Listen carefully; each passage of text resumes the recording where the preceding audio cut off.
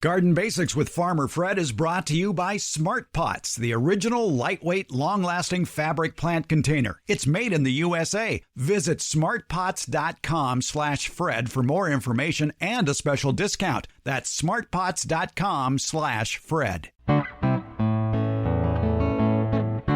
Welcome to the Garden Basics with Farmer Fred podcast. If you're just a beginning gardener or you want good gardening information, well, you've come to the right spot. Who doesn't love a tasty mandarin? And one of the most popular right now among grocery store mandarins, it's a large, lumpy, but incredibly sweet seedless mandarin. There's a close relative. It's called the Shiranui mandarin. And many mandarin aficionados claim it's the best tasting mandarin ever that you can grow at home. That's according to fruit tree expert Ed Livo from tomorrowsharvest.com.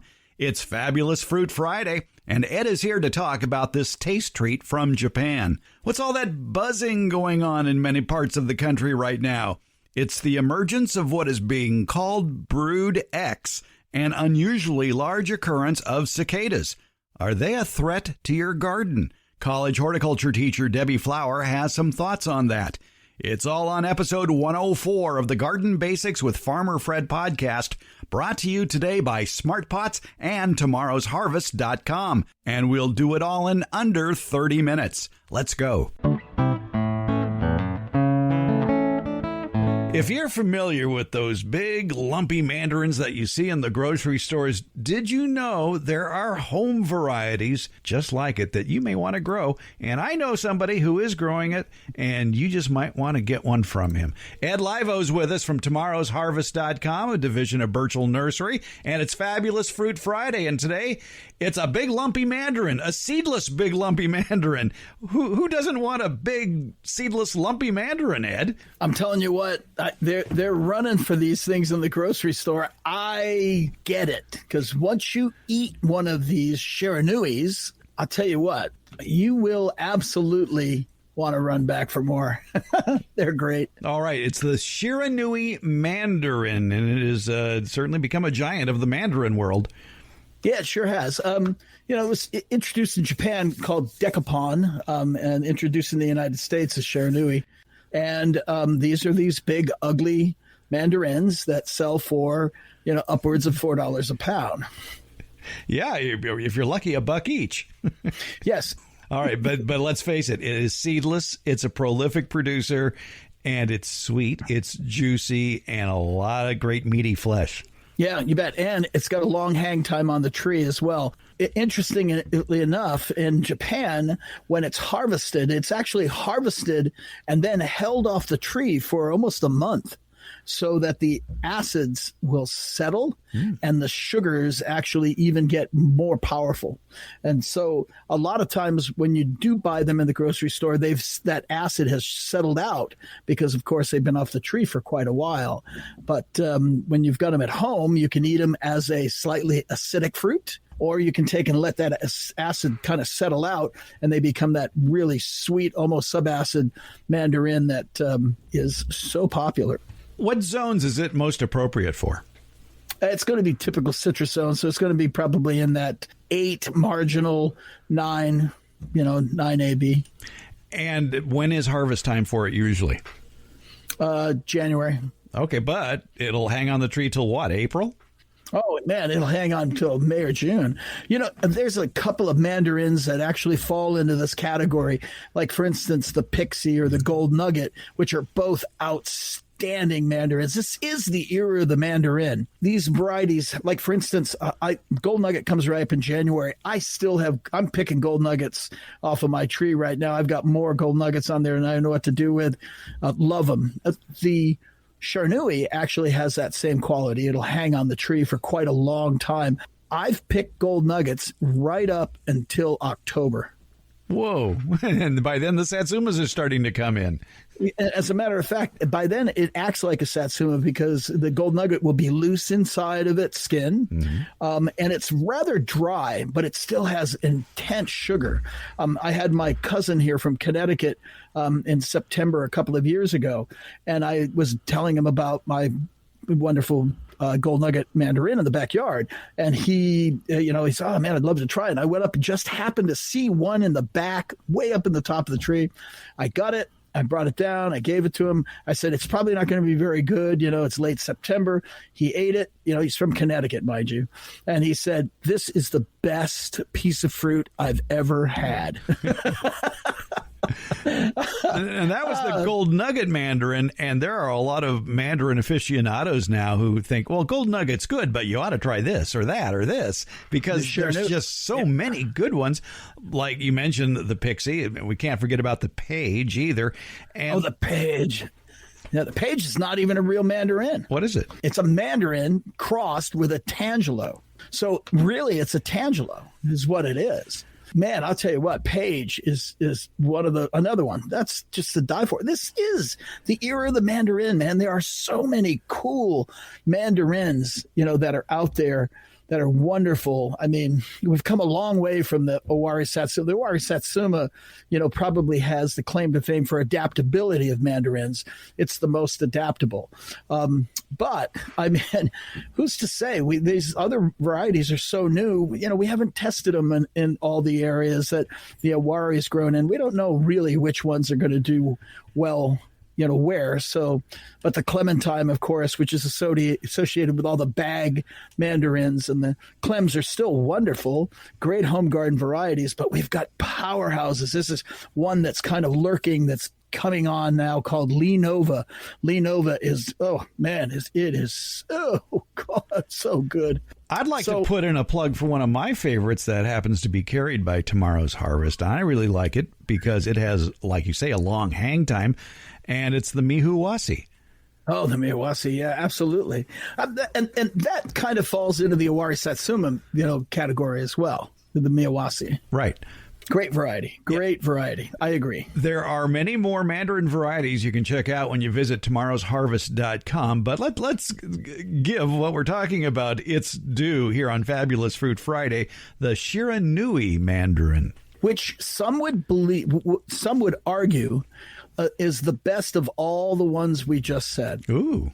They would say the Shiranui is by far one of the best. And I think our sales on Shiranui actually would confirm that if these people have tried this and are as satisfied, they're buying 2 and 3 at a time. So I'm not sure. You're going to make a hedgerow of Shiranui mandarins. Could be amazing. All right. Check it out at tomorrowsharvest.com, the Shiranui mandarin. You got time to answer a mandarin question? Show enough. All right. Kevin in Oakley writes in. Oakley is in the East Bay. I relocated my 2-year-old gold nugget mandarin on October 30th last year to another location in my yard. It had fruit on it and seemed healthy at the time. I covered it with incandescent Christmas lights during cold spells in the winter. Everything seemed fine. When the fruit started to turn orange and ripen, I noticed that the leaves were turning a lighter green color. After a few weeks of noticing this, I pulled all the fruit off the tree. It was a little bit early, but they were still tasty, because I thought that maybe if the tree didn't need to use energy on ripening fruit, then maybe it would help with the color. Well, here we are, weeks later. I pulled the fruit off, and the tree is officially losing its leaves. I'm trying to figure out if it's because of the transplanting in the previous 6 months or if it's because of something else. Do you have any ideas? I planted the tree in a raised box with lots of mulch because I have clay soil here in Oakley. I use a moisture meter so I'm not overwatering it. I fertilized it twice this year with an organic fertilizer, so I don't think that's the issue either. What could be the issue? I would like to go back to that transplanting and see if it may have all started there. I mean, without a doubt. And let's just compliment him by saying this. He did everything right. Okay. The timing, let's see. He relocated. He moved it in October. Yes. With fruit on the tree. Yeah. That's probably not optimal. So, basically what the plant's doing is it's going through, a shock. It's transplant shock. And I'm looking at the picture now that you sent me, Fred. And so I'm not sure how old that tree was. I mean, how long it had been in the ground. There's a couple of questions I have. But when I look at this tree, this tree is definitely going through some shock. That's what it is. So more than likely, it's going to defoliate all the way. Really, what you want to be careful about is overwatering it, because that right now the root is going to be real sensitive to overwatering. You want to stick your finger down in that ground. Moisture meter, okay, but put your finger down there, down into the knuckle. Make sure that your surface moisture is on the dry side, not dry, dead dry, but just on the dry side before you water, because you really don't have a raised bed. You're not raised up that much at all, as a matter of fact. Looks like you're only raised up about 6 inches. And I think from my experience, I would rather, in clay soils, I want to be 12 to 18 inches above the soil line for a raised bed. So again, the right idea, but I just don't think that it was quite high enough. But he did whitewash it. Yeah, whitewashing's cool. Yeah. I mean, like I said, most of everything here, I would have transplanted it more in, like, say, February. Right. Okay, this year, February would have been a breeze. It would have been perfect. And as a matter of fact, I just refreshed the soil in a 42-year-old Oro Blanco grapefruit that I have in a container. I just pulled it out like last week and added new soil to it and freshened it all up. And I waited, until the late spring to do that, because it's going to have a recovery that's going to take a while too. It'll look like this. Yeah, I mean, that's chancy too if we get a spate of 100-degree days. Yeah, I mean, he's done everything he can. The biggest problem you have now is, I'm going to assume that when he dug this up, he dug it up. So literally he damaged the roots. Yeah. Remember when I was just talking to you about root pruning and how I don't like root pruning on citrus? This is what happens to citrus when you root prune it.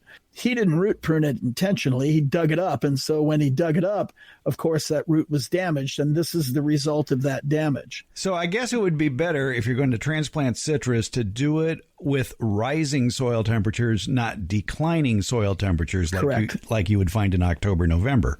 Absolutely. Right. I think that it can take a little while, for that shock to set in. This was a mild, very mild winter. I think that probably as the heat came on, that's what happened. Just didn't have the root system to support the respiration that it needed, and the leaves started to collapse. Ironically, I would have expected more leaf drop than what I'm seeing on this tree. I mean, I see hardly any leaf drop, but I do see a lot of leaves that aren't being supported by, a good vascular system in the plant. Is there hope for it? Yeah, I think so. Okay. As a matter of fact, like if he's careful with the water, that's the most critical thing about citrus, is that they are so temperamental about water, and especially in heavy clay soils, because, the surface on heavy clay soils, and he's got good mulch down. You see that? Yeah. That's cool. In heavy clay soils, the big problem isn't so much the surface as it is down deeper, where the moisture doesn't move, the water collects. And in that area, there's no oxygen, and the root system has to try to grow into that area with no oxygen, and it can't do it. Citrus does not want to do it. It'll avoid going into those oxygenless zones completely.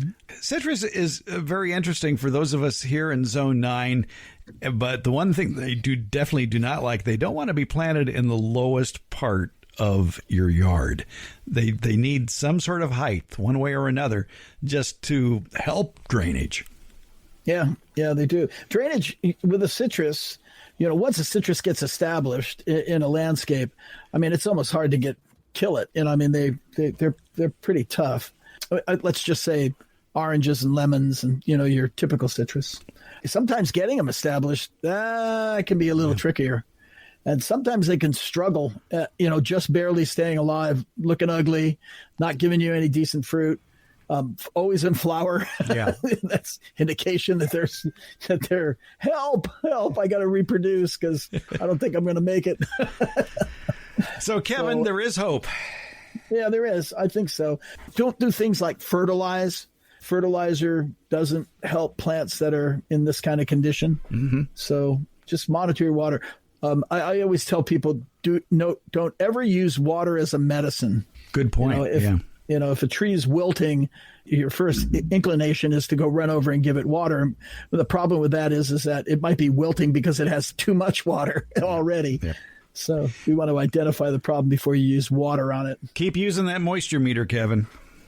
Yeah, or I like the finger extended, directly pushed into the ground to the knuckle and feel it. You're trying to determine whether the surface is dry and your lower, the ground below that is actually wet. Mm-hmm. And I never want to water just because, the surface is really dry.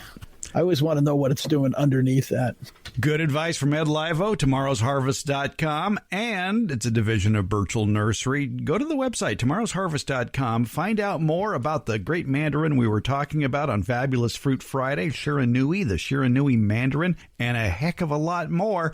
Okay. Ed, come on back next Friday. Let's do another Fabulous Fruit Friday. You know what, Fred? I think that sounds like a fabulous idea. All right.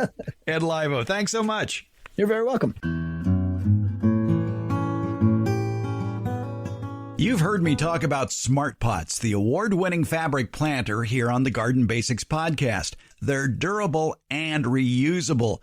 I've been using mine for 5 years now, and once again, they're being pressed into service in my yard.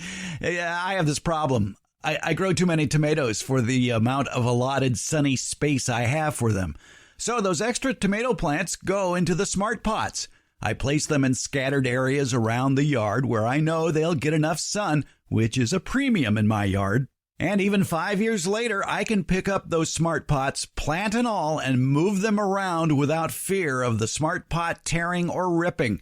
Smart Pot's breathable fabric creates a healthy root structure for plants, and Smart Pots come in a wide variety of sizes and colors. Visit smartpots.com/Fred for more information about the complete line of Smart Pots lightweight fabric containers. And don't forget that /Fred part, because on that page are details of discounts where you can buy Smart Pots at Amazon. Okay, now I understand maybe you want to see the Smart Pots before you buy them. That's not a problem.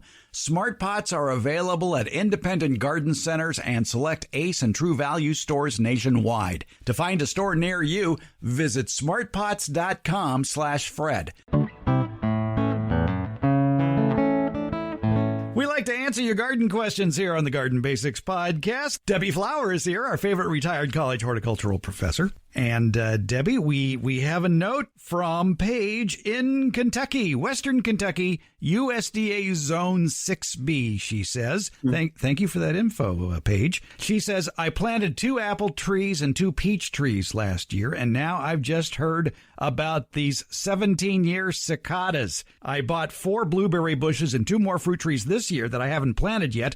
What can I do to protect the trees already in the ground? And should I try to keep the new trees and bushes in my garage somehow until the cicadas are gone? Or should I go ahead and plant them? I love your podcast. Thank you, Paige. Cicadas. I'm glad it's your problem, Paige, not ours.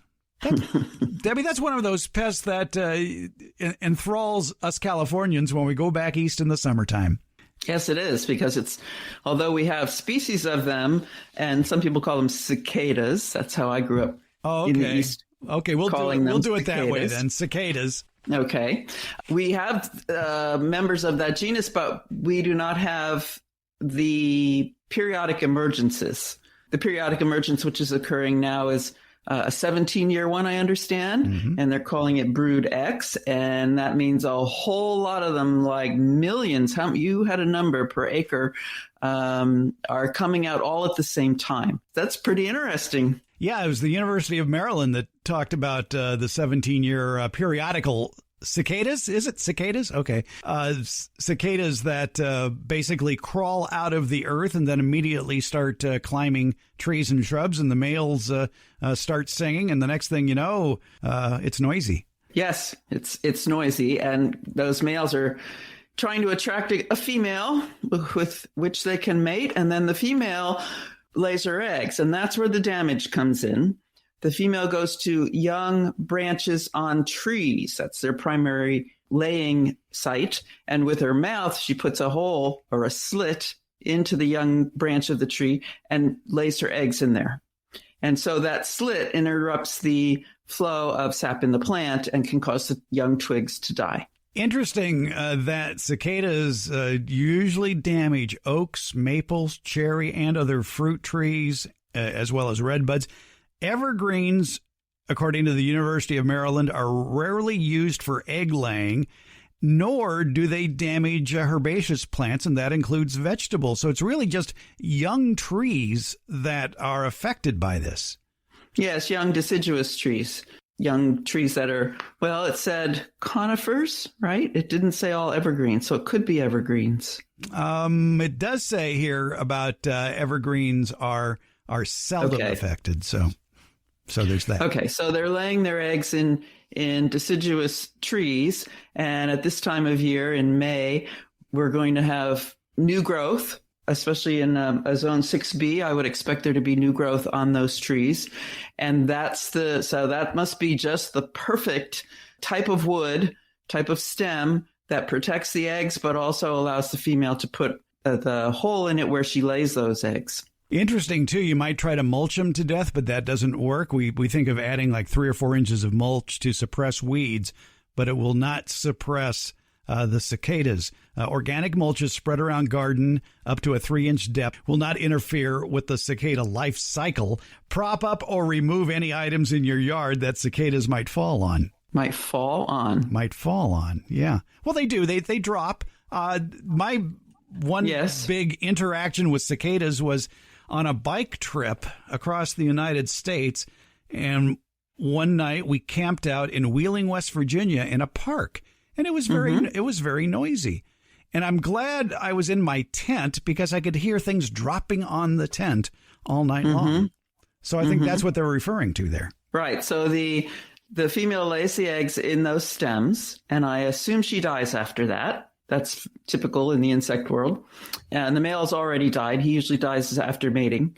And so that's just left with the eggs. And then the eggs hatch, and the first nymph or first young life cycle of the cicada comes out of that egg, and they drop to the soil where they feed on sap from the roots.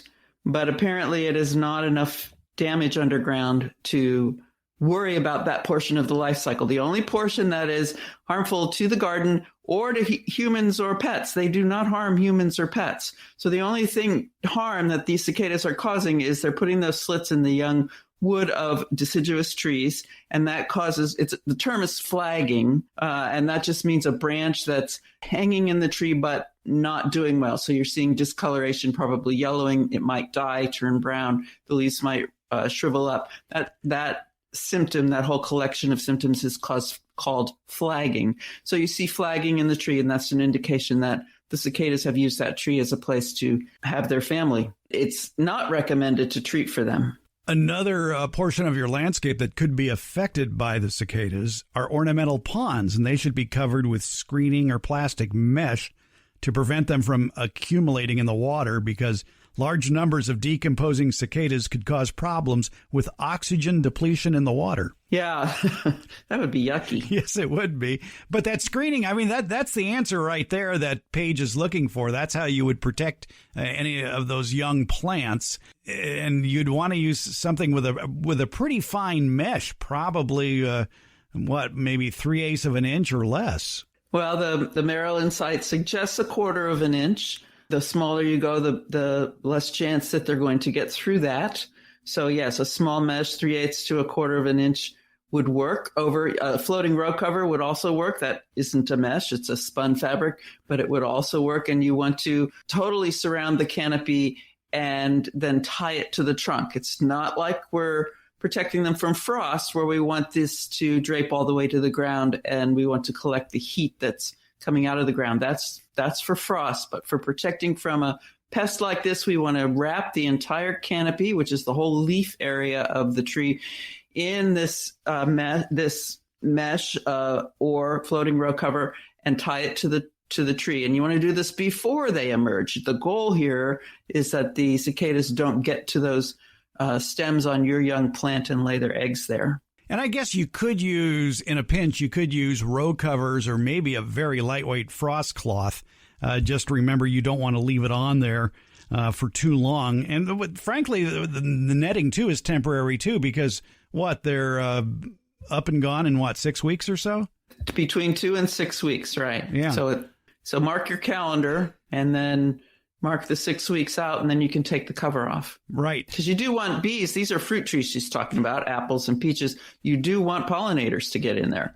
And so when it's covered, the pollinators are not likely to get in there in order to get fruit. Although her trees are young, maybe she's not quite at that stage of fruit bearing yet. It can take a fruit tree a while to do that. But still, a row cover would work temporarily. And remember that the first course of action would be that small mesh netting. And you could leave that on easily for 6 weeks without... Well, I guess that would interfere with pollination. Right. Yeah, unless it was wind pollen. A lot of pollinators that can get through a 1/4 inch. I can't think of any right off the bat that can get through a 1/4 inch mesh and get to the flowers and pollinate. So it could limit the ultimate production of fruit this year, but she said she just planted them last year, and that would be okay for the tree. It would help it be fine for these young trees and the shrubs. She's talking about blueberries to not bear fruit this year. It would help them to put most of the food into the roots, growing a root system that plant is going to need to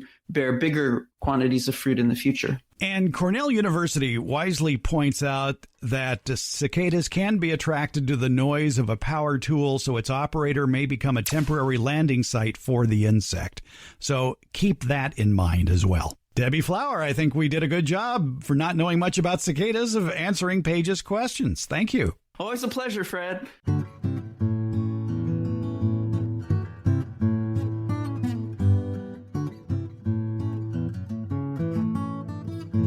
Warmer weather means that fruit trees and berry bushes will soon spring to life with the promise of tasty, nutritious, fresh fruit for you and your family. So what are you waiting for? A website with more information? Okay, you've got it. It's tomorrowsharvest.com, your go-to site for a complete line of backyard fruit trees and bushes. Tomorrow's Harvest fine line of fruit trees is the result of 75 years of developing, testing, and growing. 3 generations of the Burchell family have been at the forefront of research and development of plants of the highest quality, and all of these beautiful edible plants have been carefully cultivated for your home garden. Look for Tomorrow's Harvest fruit trees at better retail nurseries. And if your favorite nursery doesn't carry any of Tomorrow's Harvest fruit, nut, and berry varieties, you can order them directly from tomorrowsharvest.com. And when you order them online, they come in plantable paper pots ready for you to stick directly in the ground, pot and all. Let the Burchell family's 3 generations of experience take root in your home orchard, landscape, and garden.